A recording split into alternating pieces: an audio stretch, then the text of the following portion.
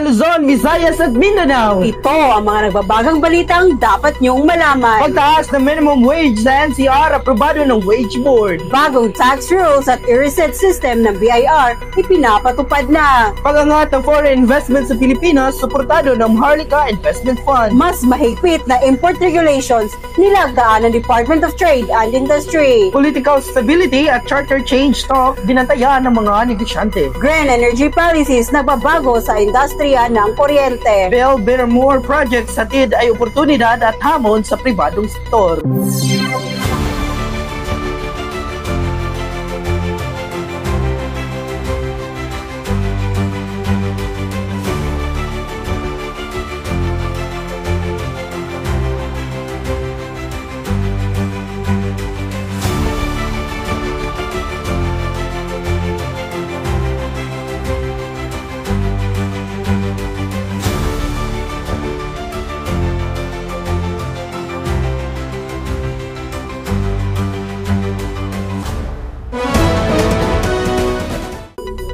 Ang dagdag na sahod para sa mga gawa sa NCR ay isa sa pinakaabangang usapin nitong mga nakaraang buwan.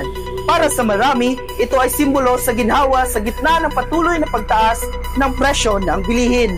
Ngunit para naman sa mga negosyante, ito ay dagdag hamon dahil tataas din ang kanilang operational cost. Alamin natin ang buong detalye mula kay Francine Sixto.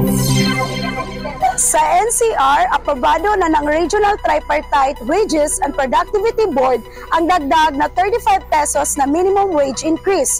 Mula 610 pesos, tataas ito ng 645 pesos para sa mga manggagawa.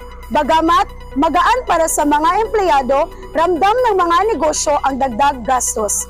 Ayon sa mga eksperto, maaari itong makaapekto sa presyo ng produkto at serbisyo.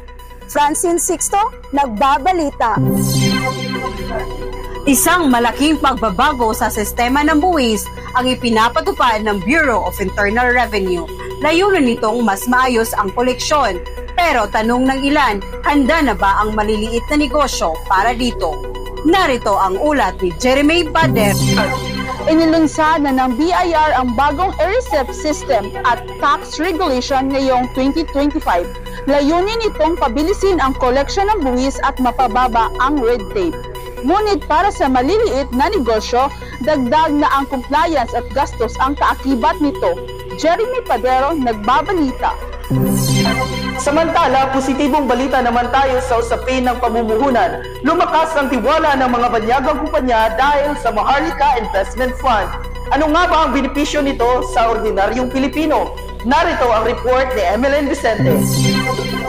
Lumago ng halos 30% foreign direct investment ngayong taon. Dulot ng suporta ng Maharlika Investment Fund, ayon sa Department of Finance, mas bukas na ang bansang international investors. Gayunpaman, binabantayan rin ng mga negosyante ang transparency, accountability sa paggamit ng pondo. Ako, si Emeline G. Vicente, nagbabalita.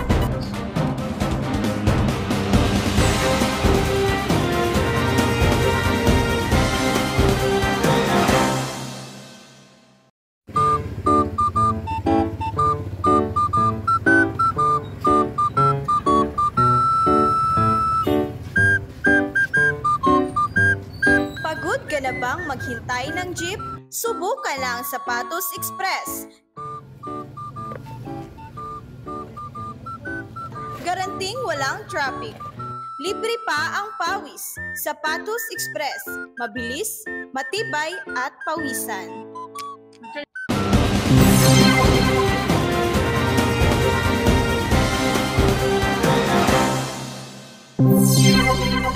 Ngayon naman, usaping direkta ang tatama sa merkado. Ang mas mahigpit na patakaran ng DTI ay layong protektahan ang lokal na produkto laban sa murang imported goods. Ngunit paano ito tatanggapin ng consumer? Narito si Jasmine Mangaka sa buong detalye. Nilagdaan ng DTI ang mas mahigpit na patakaran sa pag-angkat ng produkto. Target nitong protektahan ang lokal na magsasaka at manufacturer laban sa murang imported goods. Ayon kay Secretary Alfredo Pascual, ito ay para palakasin ang lokal na industriya at trabaho. Jasmine Mangaka, nagbabalita.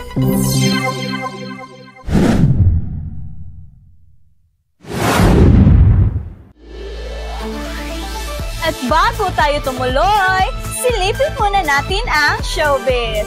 Ayon sa ulat, patuloy pa rin ang paglakas ng mga concert sa bansa, mula Taylor Swift hanggang local OPM acts. Malaking tulong ito sa turismo at negosyo. Aba, hindi na pala puso ang nagpapasaya ng showbiz, kundi pati ekonomiya. Phil Labuan, nag-uulat para sa showbiz. Mula sa ekonomiya, lilipat naman tayo sa politika.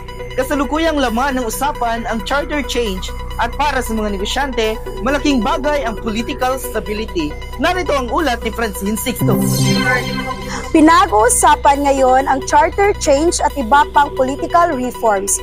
Ayon sa mga negosyante, ang political stability ay susi para sa investor confidence. Ngunit kung magpapatuloy ang kontrobersya, maaring maapektuhan ang negosyo at pamumuhunan.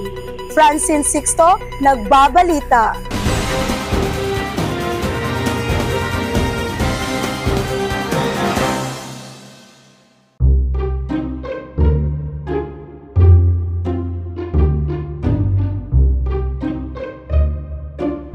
Mainit ba sa bahay nyo?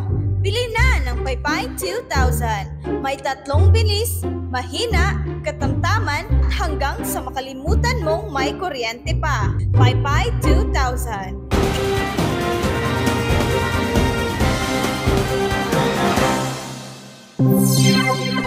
Talakayin naman natin ngayon ang epekto ng green energy policy.